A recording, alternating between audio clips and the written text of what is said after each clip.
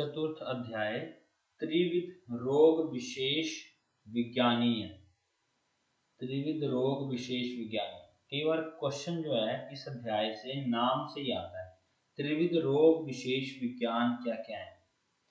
तो 3 प्रकार के रोग विशेष को ज्ञान करने के 3 साधन बताए हैं। एक आप्तोपदेश, दूसरा है प्रत्यक्ष, तीसरा है अनुमान। आप लिख सकते हैं साथ में कि रोग विशेष विज्ञान 3 होते हैं। रोग विशेष विज्ञान 3 होते हैं। इन्हीं तीनों को लास्ट के इसी अध्याय में त्रिविध ज्ञान संग्रह भी कहा जाता है। त्रिविध ज्ञान संग्रह इसी अध्याय के लास्ट में इन्हीं तीनों को त्रिविध ज्ञान संग्रह भी कहा है।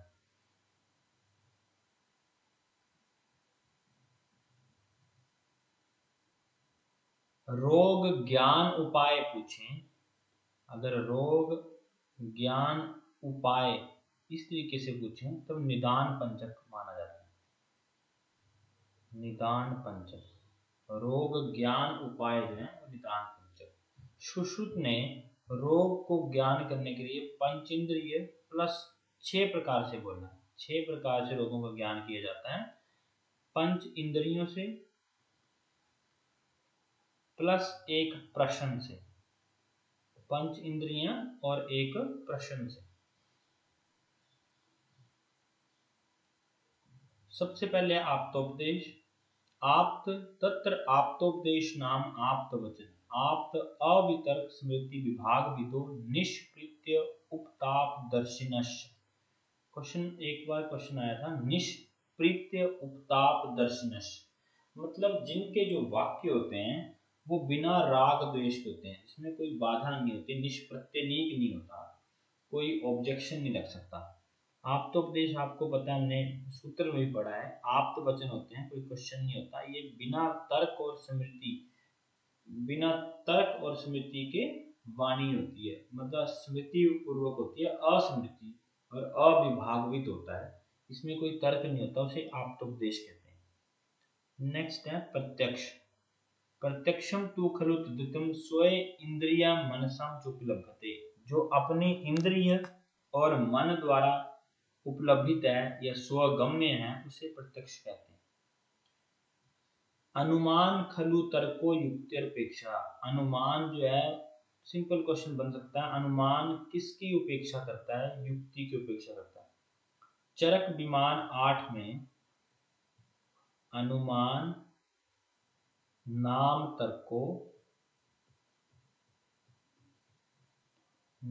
तर्को युक्तिरपेक्षता। युक्तिरपेक्ष चरक विमान 8 में अनुमान के लिए इस तरीके का श्लोक लिखा है, अनुमान नाम तर्को युक्तिरपेक्षता। यहाँ लिखा है अनुमान खलु तर्को युक्तिरपेक्षता, बात वही है। विमर्श में देखेंगे, चरक सूत्र 11 में पढ़ के आए हैं, बुद्धि पश्यति या भावान बहु कारण योगजान युक्ति चतुष्पाद संपत्ति व्याधि विनाशिनी। युक्ति के लिए एग्जाम्पल दिए हुए हैं, जो बुद्धि जो है बहु कारण योगदान मतलब जितने भी संयोगवश कारण हैं उनके द्वारा जो बुद्धि देखती है, और उसका एग्जाम्पल उसको बोलते हैं उसको अनुमान कहा जाता है। और दूसरा उन्होंने कहा एग्जाम्पल दिया है कि युक्ति युक्त चतुष्पाद संपत्ति व्याधिना, अगर पूर्व युक्ति युक्त चतुष्पाद होगा तभी व्याधि का समूल नाश होगा। तो ये सारे एग्जाम्पल उन्होंने किसके? युक्ति के दिए हुए हैं। युक्ति के लक्षणों के लिए कहा है, क्या है युक्ति के लक्षण? प्रियंका चैप्टर नंबर 4 में आना है, श्लोक नंबर 5 से पहले वाली लाइन है, श्लोक नंबर 5 से पहले वाली।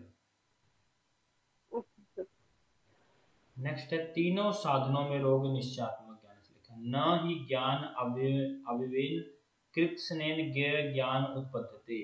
ज्ञान अवयव कृत्स्नेन ज्ञेय मतलब किसी एक अवयव का ज्ञान होना ही सब कुछ संपूर्ण ज्ञान नहीं होता। रेफरेंस के लिए मार्क करना है, द्विविध या त्रिविध परीक्षा। त्रिविध तस्मिन् ज्ञान समुदाय पूर्व आप्तोपदेश ज्ञानम तद्धता प्रत्यक्ष अनुमान परीक्षेत। तीन प्रकार का ज्ञान भी होता है, दो प्रकार का ज्ञान भी होता है, या इसको इस तरीके से बोलते हैं, तीन प्रकार की परीक्षा भी होती है, दो प्रकार की परीक्षा भी होती है। जो तीन प्रकार की परीक्षाएं हैं वो है प्रत्यक्ष, अनुमान और आप्तोपदेश। त्रिविध तस्मिन ज्ञान समुदाय पूर्व आप्तोपदेश ज्ञानम। सबसे पहले हमें परीक्षा करनी चाहिए आप्तोपदेश, उसके बाद हमें प्रत्यक्ष और अनुमान से परीक्षा करनी चाहिए। लेकिन लास्ट लाइन अंडरलाइन करनी है, तस्मात् द्विविध परीक्षा ज्ञानवतम प्रत्यक्ष अनुमान चेति। लेकिन हमें ज्ञानवान व्यक्तियों की, अगर हमें ज्ञानवान व्यक्तियों की परीक्षा करनी हो तो दो प्रकार से ही की जाती है, एक है प्रत्यक्ष, दूसरा है अनुमान। श्लोक नंबर 6, श्लोक नंबर 7 पे आओ।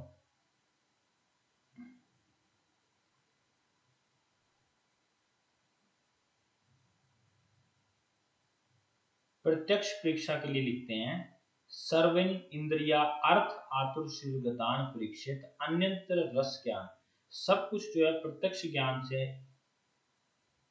हम एग्जामिन कर सकते हैं एक्सेप्ट रस ज्ञान से। ये बोलते हैं रस ज्ञान को हम प्रत्यक्ष पूर्वक आभास नहीं कर सकते। रस ज्ञान जो है हमें जो है वो दूसरे से पूछ कर ही पता लगाना पड़ता है। तद्धता आंतर पूजनम एग्जाम्पल दी, संधि सफुटन अंगुली पर्वणा च स्वर विशेष ये च अन्य अपि केचित शरीर उपगता शब्दा शिव श्रोतने परीक्षा। जितने भी शरीर में आवाजें आती हैं, आंतर पूजन हो गई, धड़कन हो गई, हड्डियों की स्फुटन हो गई, स्वर विशेष हो गया, या कोई भी और शरीर में शब्द है, उसको सुन करके श्रोतेंद्रिय से परीक्षा की जाती है। वर्ण, स्थान, प्रमाण, छाया, शरीर, प्रकृति, विकृति, चक्षुर वैशिष्यकानी यानी जो अन्य युक्तानि तानि चक्षुषा परीक्षित। हमारे शरीर में वर्ण, स्थान, छाया, शरीर की प्रकृति, विकृति, ये सब चक्षु के द्वारा परीक्षा गम्य होता है। रसम तु खलु आतुर शरीरगत इंद्रिय वैश्विक अप्य अनुमान देव गच्छति। देखो श्लोक की बड़ी इंपॉर्टेंस नहीं है इसमें, लेकिन अंडरलाइन करना है और इसकी हिंदी चाहे पढ़ लेनी है। ये बोलते हैं लेकिन रस का ज्ञान जो है शरीरगत इंद्रिय वैश्विक गम्य नहीं होता है, वो सिर्फ अनुमान के द्वारा ही पता लगाया जा सकता है। अब किसी के शरीर का रस क्या है वो अनुमान से पता लगाया जाता है। अब अनुमान के एग्जाम्पल देखते हुए न अस्य प्रत्यक्षण ग्रहण उपदते, ये प्रत्यक्ष द्वारा ग्रह्य नहीं है। तो क्वेश्चन बन सकता है कि रस का ज्ञान कैसे लगता है अनुमान से, रस का ज्ञान कैसे लगाया जाता है अनुमान से। दूसरा क्वेश्चन बन सकता है सभी इंद्रिय परीक्षा प्रत्यक्ष से होती है लेकिन रस इंद्रिय की परीक्षा प्रत्यक्ष से नहीं होती। सुश्रुत ने रस परीक्षा भी प्रत्यक्ष से मानी है, रस परीक्षा भी प्रत्यक्ष से ही होती है, रस परीक्षा भी प्रत्यक्ष से होती है। जैसे देखो एग्जाम्पल देते हो, कहा युका सर्पणेन त्वस्य शरीर वैरस्य। जैसे शरीर का रस विरस होता है तो युका अपने शरीर को छोड़ देती है। जो ये होते हैं ना माइस वगैरह जो भी होते हैं, ये सब हमारे शरीर को दुर्गंध पूर्वक हो तो छोड़ देते हैं। माक्षिक उपसर्पणेन शरीर माधुर्य।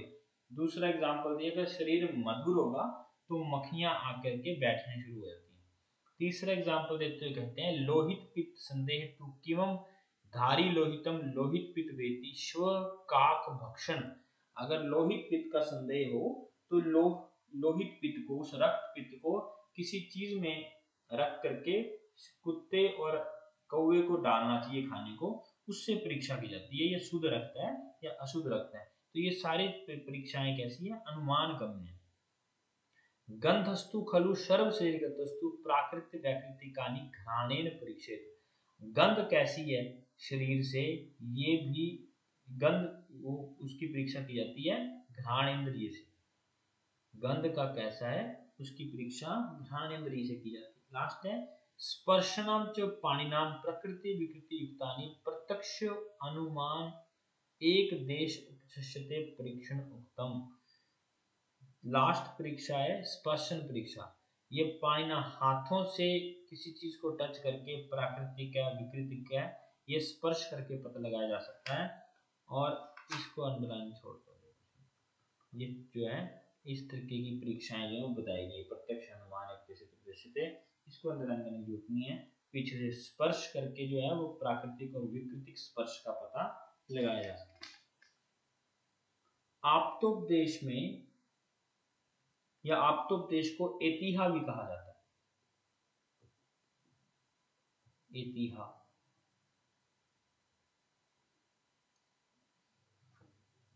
नेक्स्ट श्लोक पे आओ। श्लोक नंबर 8।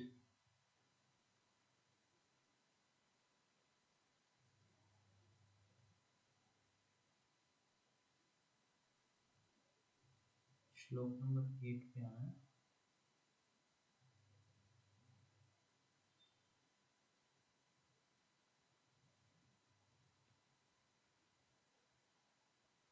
अनुमान द्वारा ज्ञेय भाव ये पूछे जा सकते हैं। अग्नि जरण शक्तिया अग्नि की अनुमान लगाया जा सकता है उसके डाइजेस्टिव सिस्टम को देख के। बलम व्यायाम शक्तिया बल का अनुभूत होती है व्यायाम से। श्रोत आदि शब्दाद्य अर्थ ग्रहणेन मनो अर्थ व्यभिचरेण। आईएमपी व्यभिचर होता है, व्यभिचरण का मतलब होता है चिंता आदि करना। मन का मन कितना व्यवस्थित है उसकी चिंता आदि करने से पता लगता है। विज्ञान व्यवसाय व्यवसाय से आप याद रख सकते हैं जैसा बिजनेस होगा वैसा ही उसका ज्ञान होगा। रज संगेन जैसी दोस्ती होगी वैसा उसका। मोह अविज्ञानेन क्रोध अभिद्रोहेण शोक दैन्येन हर्ष आमोद प्रीति उष्णेन भयम विषादेन धैर्य अविषादेन। अगर विषाद नहीं होगा तो धैर्य रहता है। वीर्य उत्थानेन अवस्थानाम अविभ्रमेण श्रद्धा अभिप्रायेण मेधा ग्रहणेन।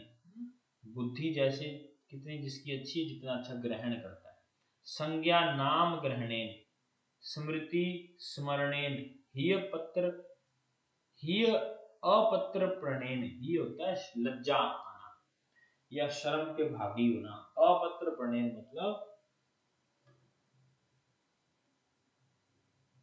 मतलब कि इसका मतलब शर्माने से लज्जा करना शर्म आना। तो तभी शर्माता है मतलब लज्जा तभी होती है जब उसको शर्म ही ना रह जाए ये मतलब है इसका। शील अनुशीलेन द्वेष प्रतिषेधेन उपधि अनुबंधेन धृति अलोलेन वश्यता विधेयता वय भक्ति सात्म्य व्याधि समुत्थानानि काल देश उपदेशव्य वेदना विशेष। दो चार क्वेश्चन बड़ी बार पूछे हैं वो आपको अंडरलाइन लगवा रहा हूँ क्वेश्चन मार्क लगा रहा हूँ। गूढ़ लिंग व्याधि गूढ़ लिंग व्याधि की परीक्षा होती है उपशय अनुपशय दोनों से। पहला क्वेश्चन लगाना है। दूसरा अंडरलाइन करना है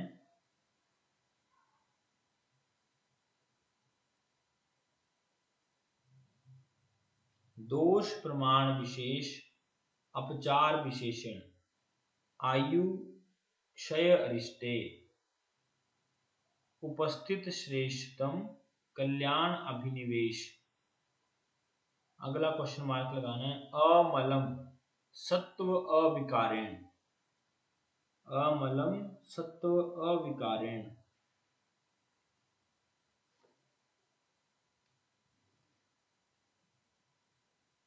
जामनगर का क्वेश्चन नहीं सत्व होता है मन।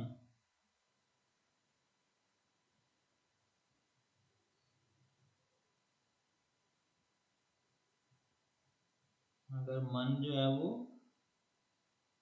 विकार से रहित है तो अमल है। ग्रहण्यस्तु अगला क्वेश्चन मार्क करना है ग्रहण्यस्तु मृदु दारुणतो स्वपन दर्शन अभिप्राय विशेषिष्ट सुख दुखानी च आतुर परिप्रश्ने विद्या। गृहिणी मृदु दारुण है, स्वपन दर्शन अभिप्राय, इन सबका पता, सुख दुख का पता प्रश्न से लगता है। ये लास्ट के तीनों चारों बड़े इंपॉर्टेंट है, बाकी थोड़े थोड़े अगर आप 2-3 बार इनको देखेंगे ना आपको याद रहना शुरू होते हैं। नहीं तो अगर इस तरीके से नहीं, कुछ क्वेश्चन जैसे मन का व्यभिचरण, मन का क्वेश्चन मार्क लगाओ, इसमें कहाँ जैसे है एक अर्थ व्यभिचरण, क्वेश्चन मार्क लगाओ। आयु के अरिष्ट से पता लगता है, इसको क्वेश्चन मार्क या IMP मार्क करो। और गृहिणी वाला तो हमने लगवा ही दिया।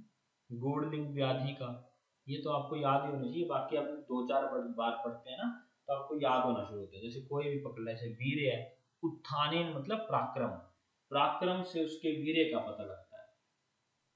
वीर्य होता है पराक्रम है, उत्थान मतलब उसके जैसे उत्साह को देख के, उत्थान मतलब उसके जो एग्रेसिवनेस है उससे देख के उससे हमें वीर्य का मतलब लगता है। धैर्य अविषाद से, धैर्य होता है स्टेबिलिटी, अविषाद होता है खिन्न नहीं होना, बड़ी ज्यादा ऐसे कोई चीज देख ली तो घबरा जाना, पेपर आ गया तो ऐसे, तो धैर्यवान जो होता है वो अविषाद, खिन्न नहीं होते। भय विषाद से, भय का पता लगता है विषाद से, जैसे पेपर आ गए तो बुखरा जाते हैं इंसान, तो वो विषाद है। प्रीति उष्णेन,